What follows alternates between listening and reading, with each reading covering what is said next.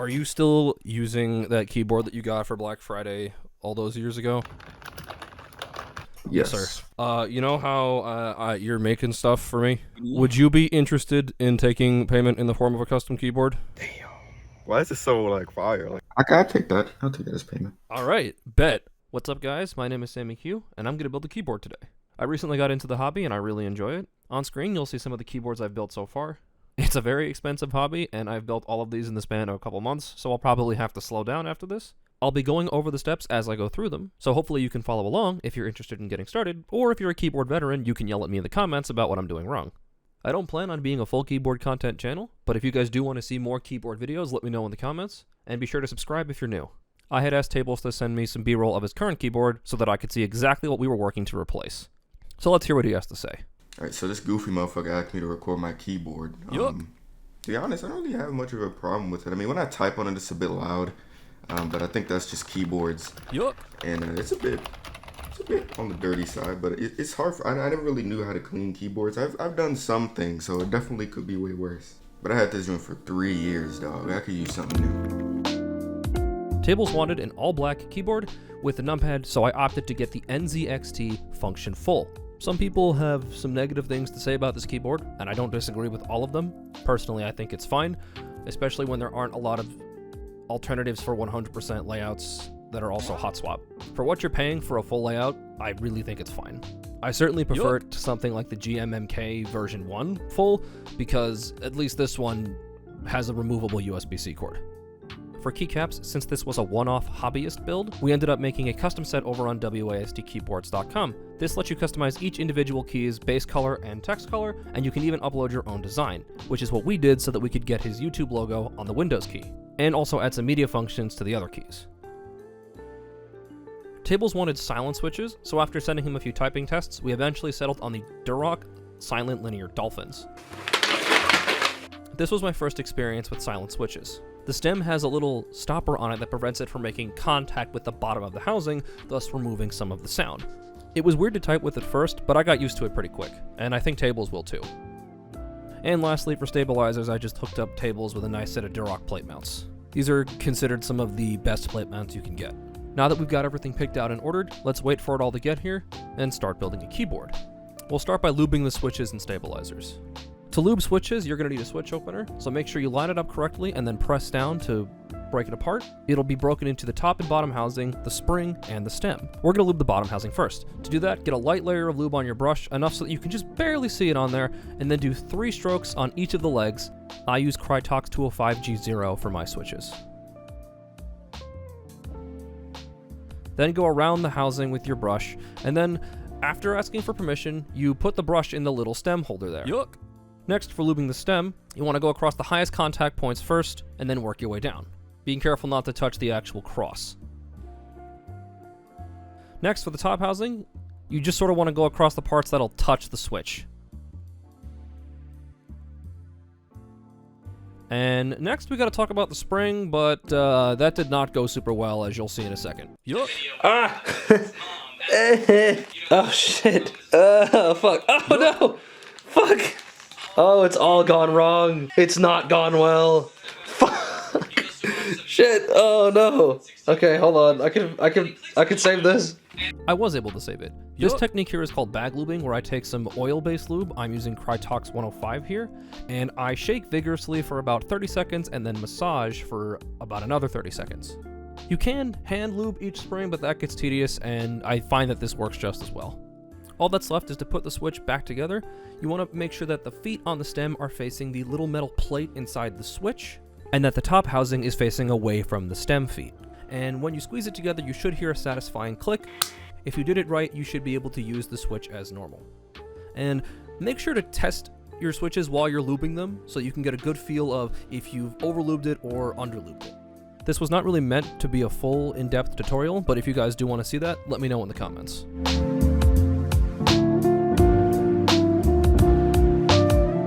Next, we're going to lube the stabilizers. We're going to use dielectric grease, Krytox 205G, and 2 brushes. We'll start by lubing the stabilizer housing. Get some lube on your brush, a little bit more than you might use for the switches, And then what I do here is I dab each side of the inside of the housing and then spread around the coat as evenly as possible. If you're using transparent or semi-transparent stabilizers like I am, the goal should be to make it so that it's a little bit harder to see through, but you can still kind of see through it. Lubing stabilizers is a lot like baking. There's not an exact science to it. It's more art and feel, I would say. Sometimes you may want to lube the stem of the stabilizer if it's a little bit lower quality. In this case, the durocks are high quality, so I didn't really need to. Before we move on to the next step, let's put the housing and the stem back together. To do so, you want to make sure that the part that ramps up on the stabilizer stem faces away from the housing's opening, as I'm showing here. To lube the wire, we're going to use dielectric grease. You can use Krytox, but I find that dielectric grease works just as fine, and it's cheaper. We're going to dip the wire right in the grease, making sure to coat every part that will make contact with the stabilizer in some way, taking special attention to make sure you get around the corner here. With dielectric grease, you can use a little bit more than you think you can, and you want it to be as even as possible, so you can use that second brush to sort of even out the coat. Let's attach the lube wire to the housing, push it all the way through and then down until you hear a satisfying click. There's really only one way it should fit, and be sure to test it, move it up and down to see that it moves freely. Next, do that for the other housing, repeat the process for every other stabilizer, and we're done.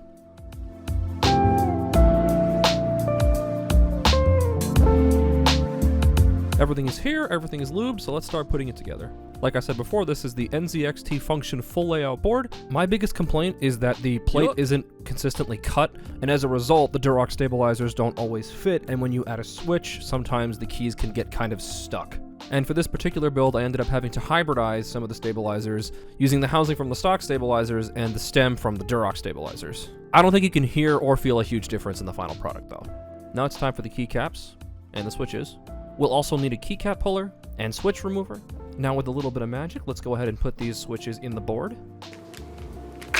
Shout out to Hypotech for that one. Be incredibly careful when putting in the switches, as they can only go in one way. The next step is to put on the keycaps. Again, these are from WASD keyboards. The quality is pretty good, and I think Tablez like them too. You may have noticed that some keycaps and switches were already on the board. That's because I had to test the stabilizers. And when you're putting a board together, I highly recommend you do this too, so you can make sure that your switches and your stabilizers feel and sound the way you want them to. Ladies and gentlemen, I give you the Untamable board. Specs are going to be on screen now.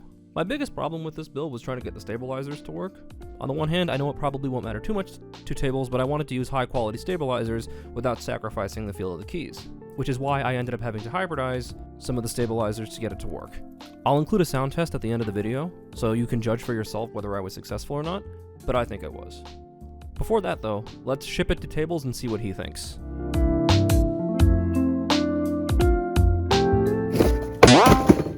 Alright, what's cracking with this?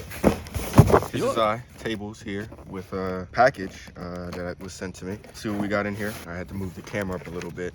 May 12th, 2021, the Untamable board. Yeah, I was supposed to get a keyboard from Sam, so appreciate that, man. Finally got here. This pen sucks ass. Yeah, I'd imagine. Okay.